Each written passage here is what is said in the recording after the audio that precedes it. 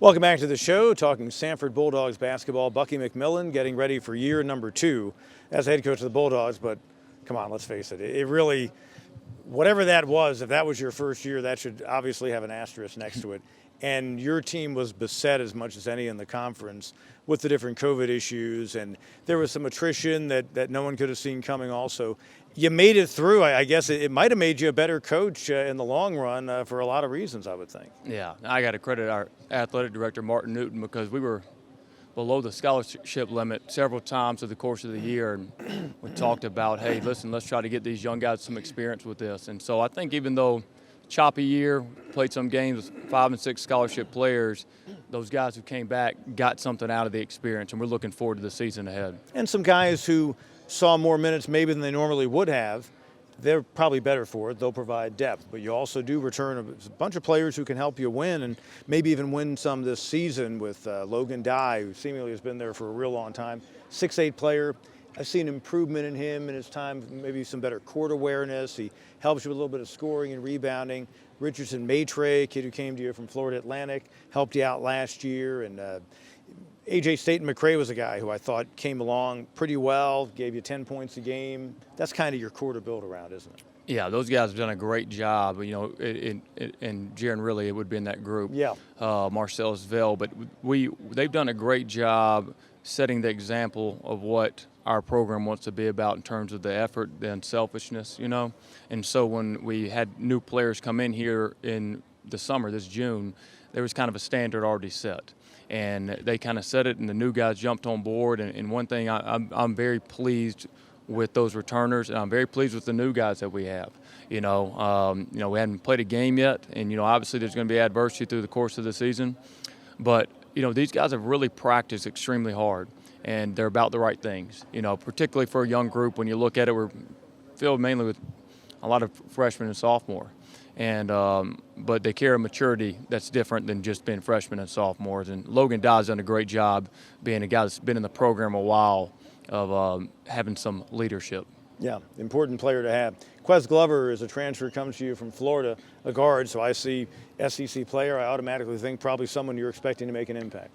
He's been great. You know, we had a little scrimmage the other day, controlled, close scrimmage, and he was really good. He's developing to the type of player now who can make others around him better. You know, he was always a player that could obviously do great things and take over a game by himself, but now he's finding a new dimension to his game, which is to, hey, not only can he take over a game, but helping other players around him take over a game. And his defense is getting better and better. I think the Southern Conference is gonna be in for a real treat watching him play. And perhaps some of the other newcomers, Wesley Cardette's a 6'6" freshman guard from Fort Lauderdale, a 4-star, which is a great guy to get. You've got an Akron transfer coming in, and Jermaine Marshall at 6'6", a native of Canada, Jaden Campbell, 6'5". Seems like I see guys who maybe are long, but also some athleticism there too, and that maybe makes you a whole different team. Yeah, you know, we like to play a full court game, and we were one of the fastest playing teams last year in college basketball. Even despite the lack of depth, we still wanted to play how we play, and these guys fit that. You know, Wesley Cardette is a freshman who is a great player, and he's comes in here, as you mentioned, he's a 4-star player, but he has a great sense of humility, and he's very coachable. Jermaine Marshall, Birmingham native. You know, I've known the kid since he was playing when he was 15 years old. Be the hardest playing player in the league, I bet. He's extremely hard playing player. Players would like to watch him play. Jaden Campbell, you mentioned, from Canada, fits how we play great. And one guy we hadn't talked about yet was Cooper Kafis. Yes. Great shooter, played at Loyola Chicago, winning program. So a lot of guys that come in here from good programs, and a lot of guys that I think do really well in this league. As you're acclimating yourself to the college level as a coach, and of course you had a fine career at Birmingham Southern, and then you'll find few high school coaches who had more accomplished than you did in such a pretty narrow window. But as you're acclimating yourself to the college game, the first part I would ask is, what's it like now getting players who come from Akron, come from Florida, with the guys who are there? Have there been challenges? You've had several months now that they've been on campus through the summer, now in October practice. What are some of the things that you've done to kind of make it all work and get everyone to know each other and working within the system right away? Yeah. Well, the great part is that we've been able to get them on campus. You know, last year we get hired and we don't meet our team till August. Yeah. Then we go right into quarantine pretty short after. Yeah. So just being able to have them there early June and not have any COVID problems has been tremendous. And we've been able to do a lot of things with our team, not just practicing stuff off the floor as well. And I think the best thing is I think our coaches, our assistant coaches, have done a fantastic job of identifying players who fit what we're looking for.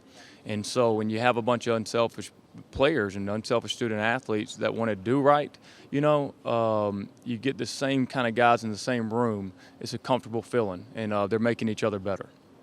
You as a coach in your first year coaching on the college level as a head coach, some of the X's and O's things that you knew obviously you were needing to adjust to coming in, just like you would changing any level. Some of those, were you able to, you feel like, accomplish some growth in that regard, and in looking at maybe some film after the season, even pick up in self-evaluating yourself? Yeah, so there's some, when I played college basketball at Birmingham Southern, we were in the Big South back then, and, Yes. and played for a great coach, Dwayne Rebo, who's coaching Who's with now me with you now on your staff, yeah. And we one year we led the country in three-point percentage. We were a really good three-point shooting team. Now everybody's a three-point shooting team, and this league is a great three-point shooting team. So, we had to do some things strategically and recruiting-wise that we could guard the three better, because this league has such great three-point shooters.